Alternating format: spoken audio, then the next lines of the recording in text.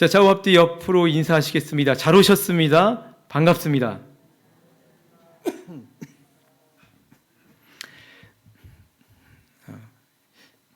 제가 종종 맛집을 가는데 요즘에 인스타그램이나 그 네이버나 페이스북에 그 맛집 찾으면 리스트가 쫙 뜨거든요. 그래서 부평 맛집 하면 사방에 가까운 데 순서로 맛집이 하나 둘씩 이렇게 쫙 올라옵니다. 오늘 저녁은 뭐 드시고 오셨어요? 맛있는 거 드시고 안 드셨어요? 안 드시는 분도 계시네요. 죄송하게도 저는 맛있게 먹고 왔는데 손님을 끌만한 맛집, 이 밥집의 가장 중요한 요소는 뭐가 있을까요? 주차 공간이 중요하겠죠. 차 댈 데가 없으면 가져가기 힘드니까 주차 공간 중요합니다. 그리고 도시와의 접근성, 우리 집하고 너무 멀리 있으면 가기가 힘들겠죠. 그리고 요즘엔 젊은 사람들 중심으로 그 인테리어가 굉장히 중요하고, 그리고 식당 안에서 바라보는 뷰가 굉장히 중요합니다. 굉장히 중요한 요소들이 여러 가지가 있잖아요. 그런데 그런 것보다 가장 중요한 것은 뭐겠습니까? 무엇보다 음식이 맛있어야 되겠죠. 밥집의 핵심은 밥맛입니다. 이게 없으면 다른 게 아무리 좋아봤자 잠깐 반짝하고 뜰 수는 있어도 절대로 오래 가지는 못합니다. 이 밥맛은 밥집의 정체성인 거죠. 그럼 교회는 뭐가 중요하겠습니까? 교회는 뭐가 중요할까요? 친절한 성도님들, 그리고 주차장, 접근성 같은 것들 모두 중요하지만 교회의 핵심은 말씀과 기도인 줄 믿습니다. 말씀과 기도와 말씀, 그게 교회의 정체성인 거죠. 그래서 사도행전 2장에 보면 초대교회는 이렇게 형성됐습니다. 그들이 사도의 가르침을 받아 서로 교제하고 떡을 떼며 오로지 기도하기를 힘쓸 때 초대교회가 불같이 부흥했던 사실을 우리는 성경의 기록을 통해 알 수 있습니다. 특별히 오늘은 무슨 날입니까? 금요철야잖아요. 한국 교회는 그 무엇보다 우리 선배들의 기도 위에 우리 하나님께서 세우셨고, 지금도 이렇게 기도하시는 성도님들을 통해 강하게 역사하시는 줄 믿습니다. 오늘은 그 기도에 대해서 잠깐 나눠보도록 하겠습니다. 자, 설상가상이라는 말이 있는데 이게 무슨 뜻이냐면 눈 위에 다시 서리가 내려 쌓인다, 좋지 않은 일이 연거푸 일어난다는 사자 성어입니다. 우리의 위기가 꼭 이렇게 일어나죠. 엎친 데 덮친 격으로 설상가상. 그래서 해결하기가 쉽지 않고 해결하기 쉽지 않기 때문에 우리는 위기라고 합니다. 아마도 여러분은 그런 위기를 몇 번쯤은 경험하셨을 테고, 아직 없으셨다면 앞으로 그런 위기를 수차례 경험하게 되실 것입니다. 그리고 그때마다 위기를 극복하는 방법은 무엇보다 먼저 내가 누구인지를 아는 것이 참 중요합니다. 어떤 위기가 닥치더라도 정체성이 분명하면 흔들리지 않아요. 정체성이 분명하면 내가 뭘 해야 되고 어떻게 해야 이 위기를 뚫고 나갈 수 있는지 알게 되는 거죠. 그게 되면 이제 실제로 방향을 틀어 움직이면 되는 것입니다. 자, 김수현 작가의 베스트셀러 애쓰지 않고 편안하게라는 책이 있는데 그 책에 보면 자, 이런 글이 있습니다. 한번 잘 들어보십시오. 아무리 좋은 영화도, 아무리 좋은 식당도, 아무리 좋은 음악도 모두가 좋아할 수는 없듯이 아무리 좋은 사람이 되려 애써도 모든 사람이 나를 좋아할 수는 없다. 하지만 누군가 나를 미워한다고 해도 위기가 찾아온 거죠. 사실 우리 위기의 대다수는 관계에서 비롯됩니다. 하지만 누군가 나를 미워하는 위기가 찾아와도 그 사실이 나의 존재를 훼손할 수 없다. 결정권은 당신에게 있고 누구도 쉽게 평가할 수 없으며 당신의 삶은 여전히 당신의 것이다. 이게 너무나 맞는 말이잖아요. 나의 존재를 꽉 붙들고 어디서든 나로 살 수 있는 사람은 어떤 위기에서도 사람이 뭐라고 해도 절대로 흔들리지 않습니다. 흔들릴 수가 없는 거죠. 그런데 문제는 이 책이 베스트셀러인 만큼 이 사실을 모두가 잘 알고 있는데, 그런데 세상을 보십시오. 여전히 사람들은 휘청거리고 이 사회는 가면 갈수록 병들어가고 있습니다. 이유는 거기서 하나를 더 보지 못했기 때문이에요. 자, 한번 잘 들어보십시오. 나의 나됨은, 나의 정체성은 어디에서 찾을 수 있습니까? 나의 나됨은 나를 통해서 확립하는 것이 아니라 예수 그리스도께 뿌리 박음으로써 가능한 것입니다. 하나님을 통해야만 진짜 내가 누구인지를 비로소 알게 되는 거죠. 그게 돼야 어디서든 나로 굳건히 서서 위기를 뚫고 나갈 방향을 찾을 수 있게 됩니다. 너무나 중요한 사실이잖아요. 그래서 이사야서 43장에 보면 야곱아 너를 창조하신 여호와께서 지금 말씀하시느니라. 이스라엘아 너를 지으신 이가 말씀하시느니라. 너는 두려워하지 말라. 내가 너를 구속하였고 내가 너를 지명하여 불렀나니 너는 누구의 것입니까? 너는 내 것이라. 하나님이 말씀하셨습니다. 잠언 16장에 사람이 마음으로 자기 길을 계획할지라도 우리의 걸음을 인도하시는 분은 누구십니까? 여호와 하나님이신 거죠. 자, 사랑하는 성도 여러분, 기억하십시오. 우리는 하나님의 것입니다. 세상 모든 것은 하나님이 창조하셨고 좋으나 싫으나 이 땅의 모든 일들은 하나님의 섭리와 허용하심 아래 일어납니다. 그러므로 위기를 비롯한 모든 일의 실마리는 하나님에게서 찾는 것이 마땅하죠. 내가 진짜 누군지는 하나님을 통해서 알 수 있는 거예요. 이것이 그리스도인들이 세상을 살고 위기를 극복하는 방식들이고 실제로 믿음의 선배들은 그렇게 세상을 오늘날까지 이겨냈습니다. 오늘 우리가 함께 나눈 말씀은 이스라엘과 아말렉과의 전투를 다루고 있습니다. 이 전투 중에 언덕에 오른 모세가 두 손을 들면 이스라엘이 이기고 손을 내리면 지는 장면은 우리에게 너무나도 잘 알려져 있는 이야기죠. 그런데 오늘 본문은 잘 보시면 그때에라는 말로 시작됩니다. 이 사건의 앞에 어떤 사건이 있었다는 말이고 그 사건과 오늘 본문이 아주 밀접한 관계를 갖고 있다는 뜻입니다. 자, 본문이 속한 출애굽기 17장 1절부터 살펴보도록 하겠습니다.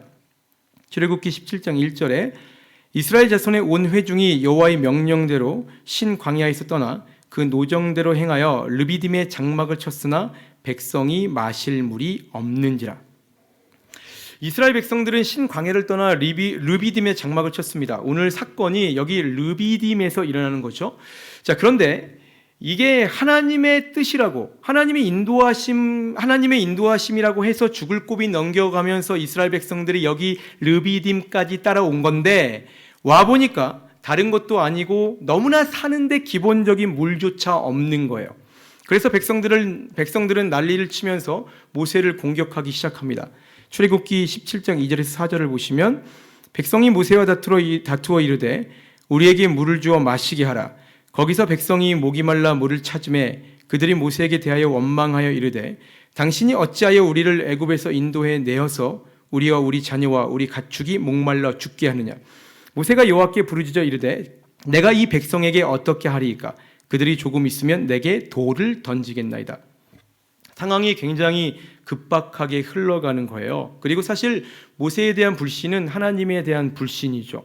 그래서 성경은 이 사건의 말미에 이렇게 기록하고 있습니다. 출애굽기 17장 7절에 보시면 그가 그곳 이름을 마사 또는 무리바라 불렀으니 이는 이스라엘 자손이 다투었으며 또는 그들이 여호와를 시험하여 이르기를 여호와께서 우리 중에 계신가 안 계신가 하였음이더라.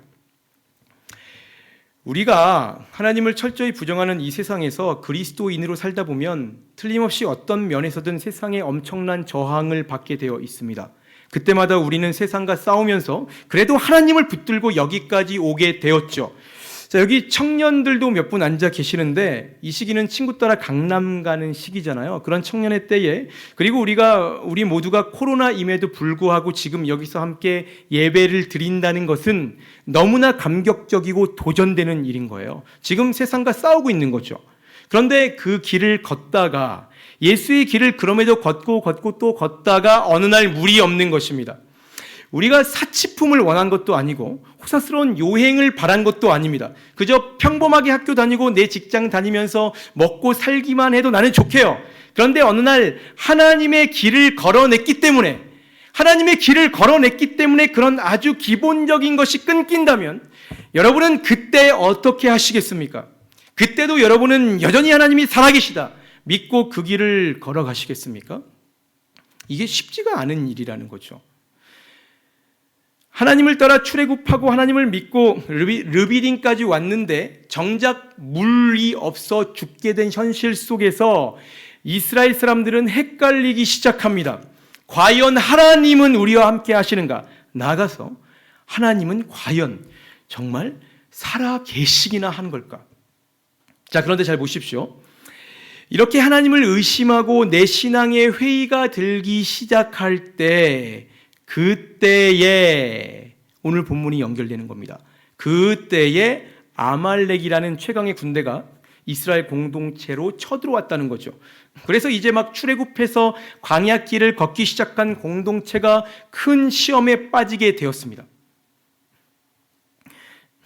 사단은 언제나 하나님께 대한 회의와 의심이 있을 때, 그래서 하나님 말고 다른 것을 바라볼 만하고 바라보려고 할 때 공동체를 뒤흔들고 공격합니다.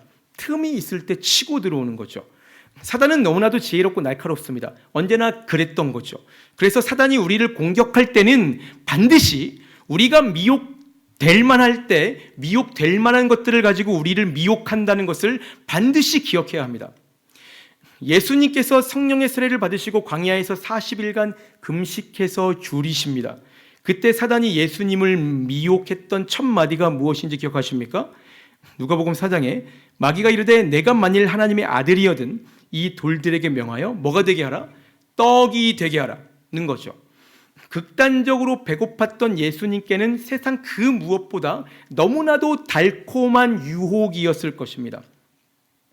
다윗이 자기 부하의 아내 밧세바를 간음했을 때를 성경은 이렇게 기록하고 있습니다. 사무엘하 11장에 그 해가 돌아와 왕들이 출전할 때가 되매 다윗이 요압과 그에게 있는 그의 부하들과 온 이스라엘 군대를 보내니 그들이 암몬 자손을 멸하고 랍바를 에워쌌고 다윗은 예루살렘에 그대로 있더라. 저녁 때에 다윗이 그의 침상에 일어나 왕궁 옥상에 거닐다가 그곳에서 보니 한 여인이 목욕을 하는데 심히 아름다워 보이는지라.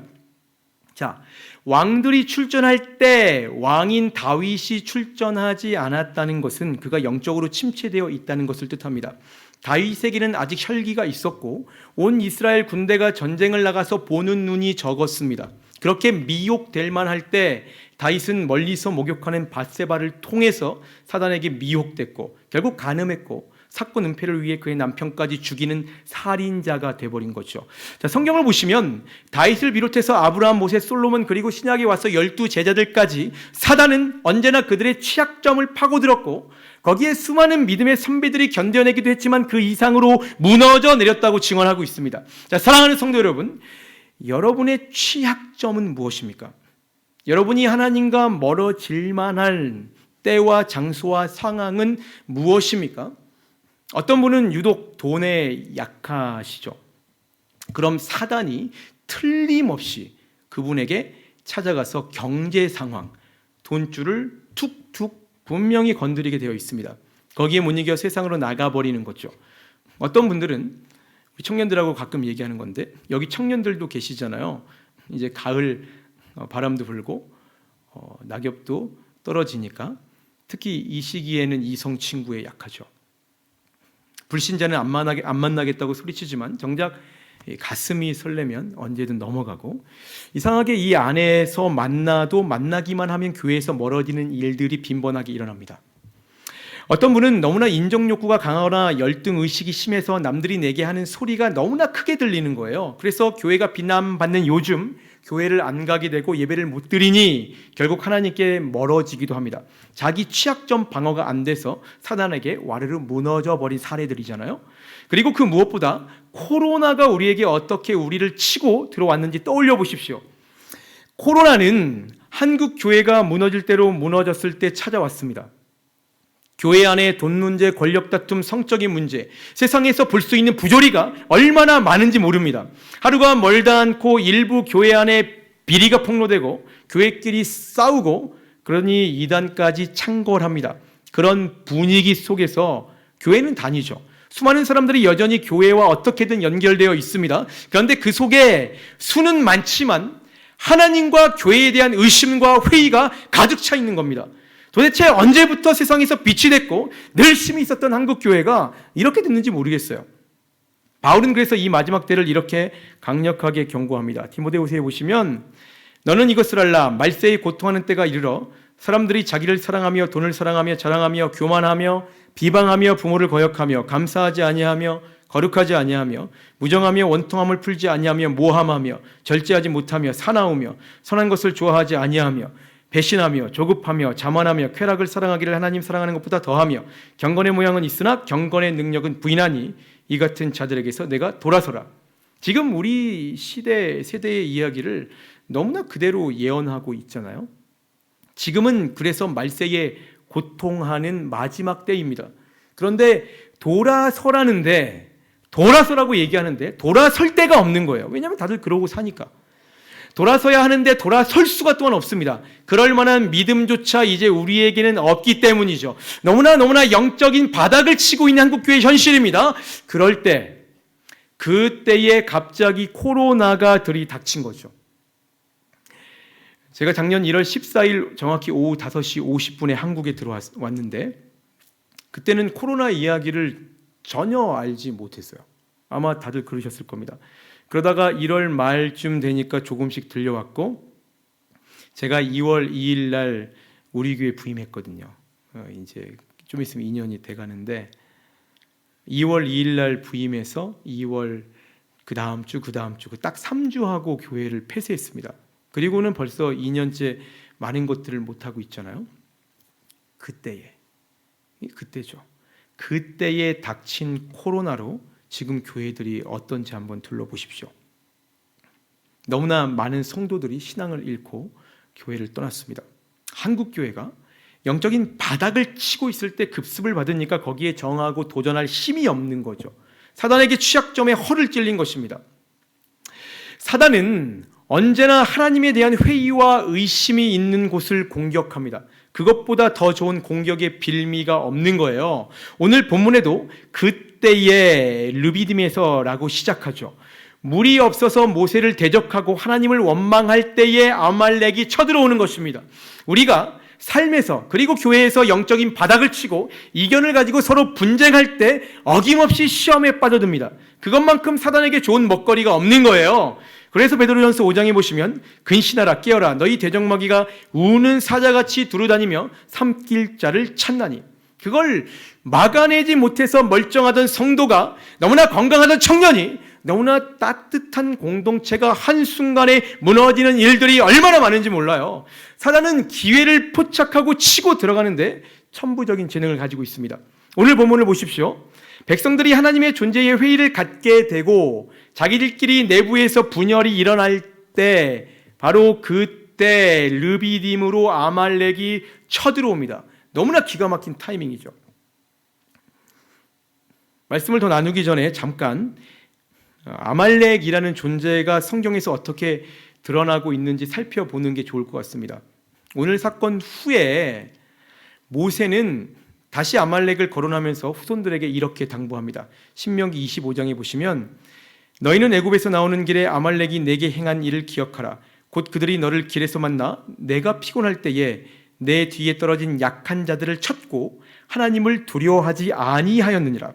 그러므로 내 하나님 여호와께서 너에게 기업으로 주어 차지하게 하시는 땅에서 내 하나님 여호와께서 사방에 있는 모든 적군으로부터 내게 안식을 주실 때에 너는 천하에서 아말렉에 대한 기억을 지워버리라. 너는 잊지 말지니라.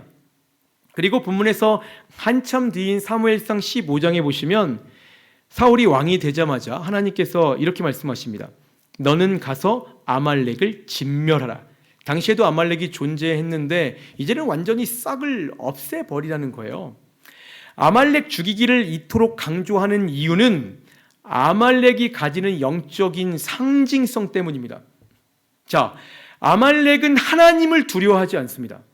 아말렉은 하나님의 공동체가 약해 있을 때, 예수 믿는 내가 지쳐 있을 때 그 틈새를 파고들어 무너뜨리는 사단의 세상 권세입니다. 자, 그런데 르비딤에서 이스라엘 공동체가 아말렉과 싸울 때는 출애굽 이후입니다. 이미 홍해를 건넌 이후의 사건이에요. 오늘 이 사건이요. 그런데 홍해를 건넜다는 것은 이제는 다시는 애굽으로 돌아갈 수 없다는 것을 뜻합니다. 성령이 좌우로 활짝 가른 바닷물의 세례를 받아서 이제는 구원받은 전혀 다른 공동체가 되었다는 것을 뜻합니다.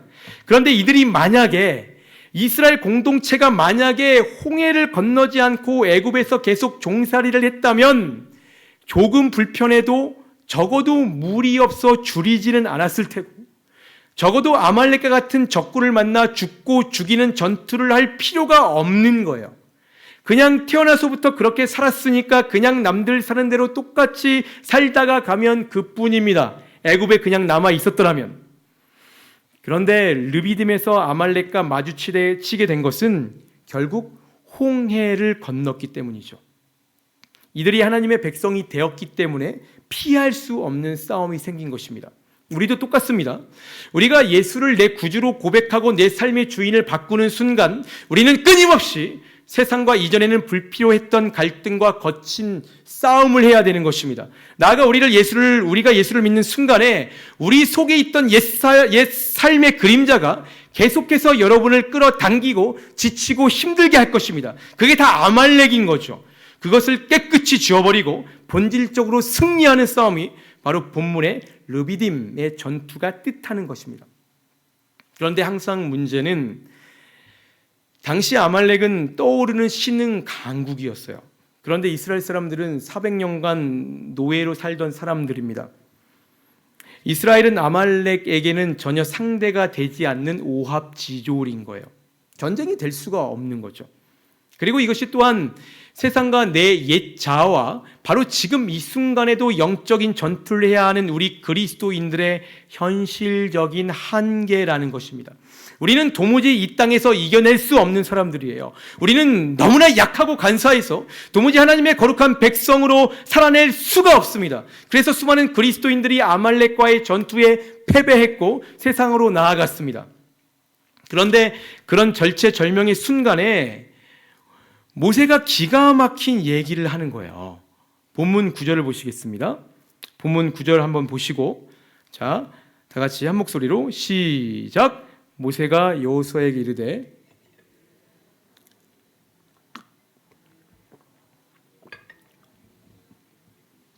산 꼭대기에 서리라. 이게 무슨 얘기입니까? 지도자라면 가장 앞장서서 싸워야 되는 거잖아요. 그런데 자기 혼자 싹 빠지고 산에 올라가서 그저 하나님의 지팡이를 내가 손에 잡고 서리라 그냥 기도하겠다는 얘기예요. 나는 그럴 테니 여호수아 너는 백성들과 나가서 싸우라는 것입니다. 여러분이 여호수아라면 이걸 어떻게 받아들이시겠어요? 여러분이 상식적으로 이 모세의 말을 납득할 수 있으시겠습니까? 그런데 그리고 나서 이어지는 본문 10절과 11절을 보시면 정말 놀라운 우리가 잘 아는 장면이 이어집니다. 모세가 기도의 손을 들고 있으면 산 아래 전쟁의 현장에서 이스라엘이 이기는 거예요. 근데 모세가 피곤해서 손을 내리면 아말렉이 이기기 시작합니다. 이때 아론과 훌이 그걸 보고 깨달은 거죠. 전쟁의 승패가 전쟁 현장에 있는 것이 아니구나. 그리고는 각자 이쪽과 저쪽에서 내려온 모세의 손을 받쳐들고 계속해서 모세와 기도합니다.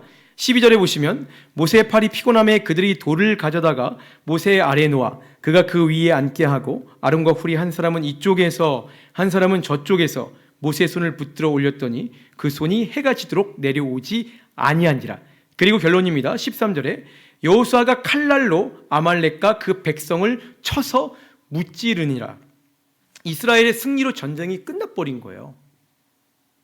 자, 사랑하는 성도 여러분, 이 사건이 우리에게 말하고 있는 것이 무엇입니까? 우리는 우리 인생의 위기의 때에 그리고 내 영적인 바닥을 칠 때에 무엇을 가장 먼저 해야 되겠습니까? 우리의 진짜 현장은 삶의 현장이 아니라 기도의 현장입니다.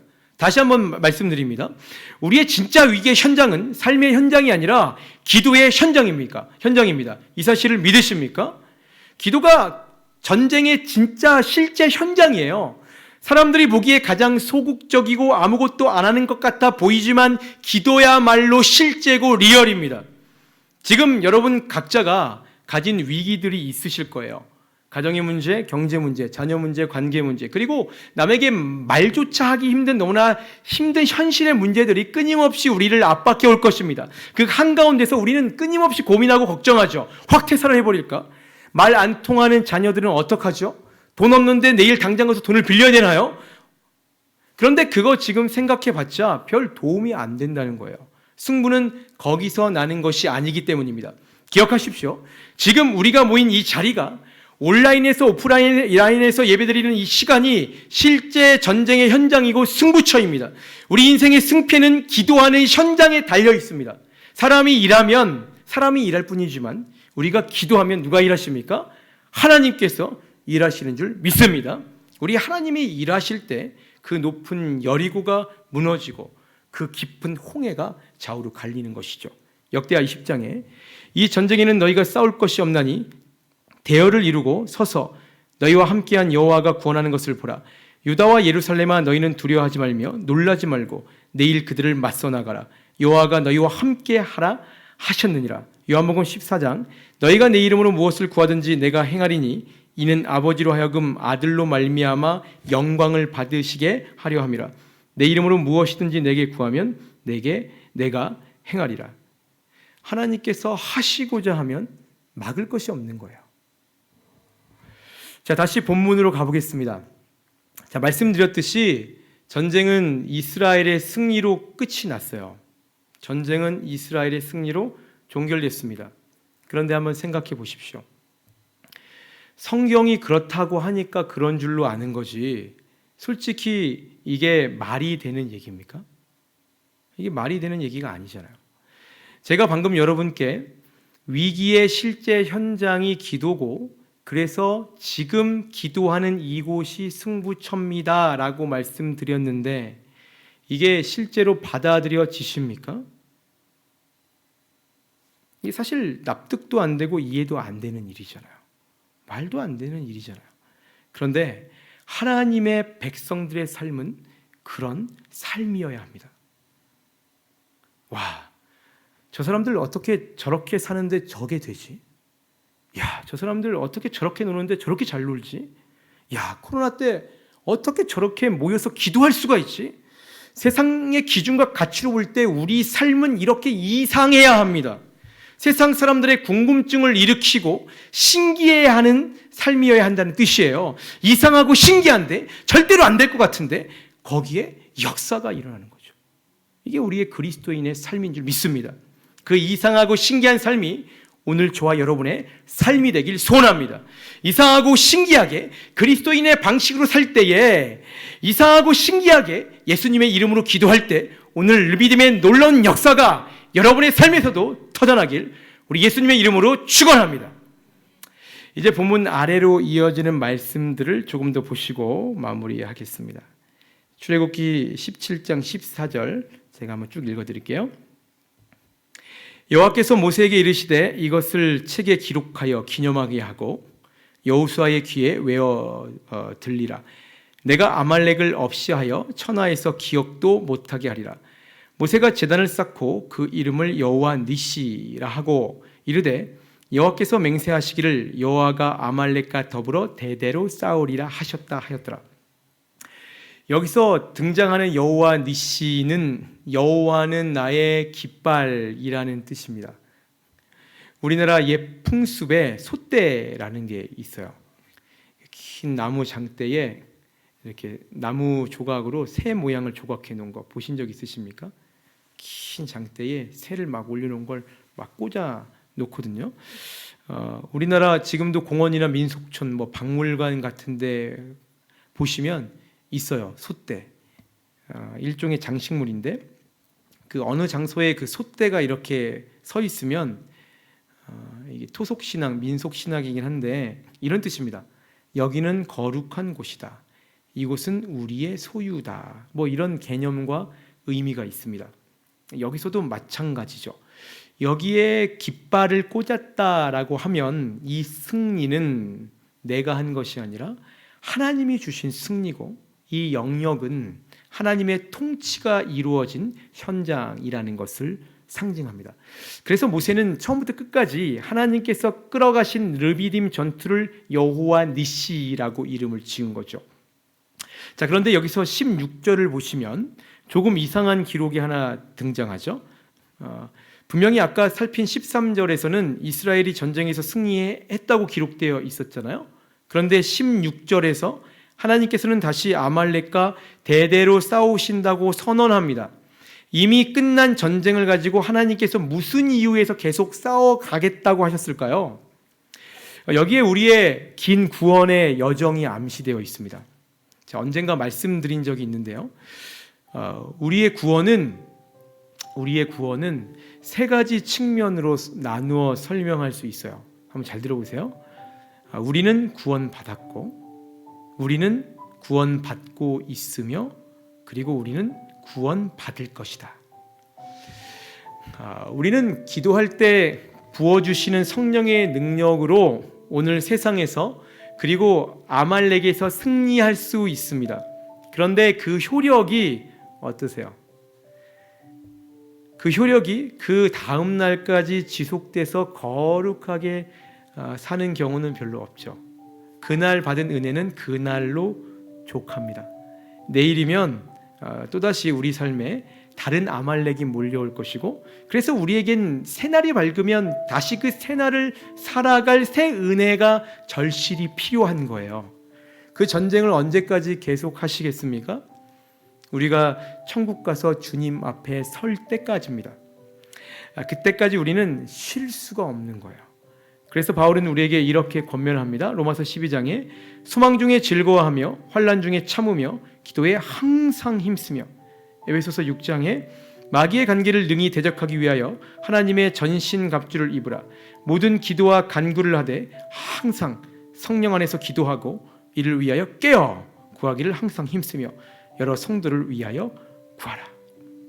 자, 사랑하는 성도 여러분, 이 중에 너무나도 그리스도인으로 정말 진짜 제자로 살고 싶어서 죽이고 또 죽여도 계속해서 올라오는 내 옛 자아와 힘겹게 싸우는 분 계십니까?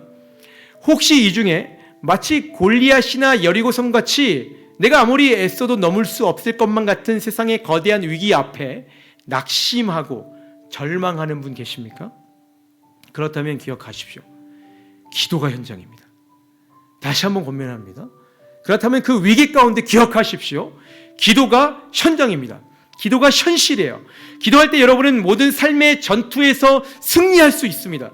그러니 위기를 만나면 조급해하지 마시고 급하게 세상의 방법부터 찾지 마시고 무엇보다 그 자리에 엎어져서 하나님께 간절히 기도하십시오. 바로 그때 하나님께서 여러분 앞장서 가셔서 일하실 것입니다. 그리고 그때 여러분은 상상하지도 못할 엄청난 기적을 반드시 여러분의 인생 가운데 경험하게 되실 줄 믿습니다. 사무엘상 17장에 또 여호와의 권하심이 칼과 창에 있지 아니함을 이 무리에게 알게 하리라. 전쟁은 여호와께 속한 것인즉 그가 너희를 우리 손에 넘기시리라.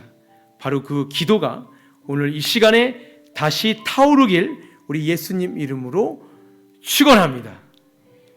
우리 함께 찬양하고 기도하겠습니다.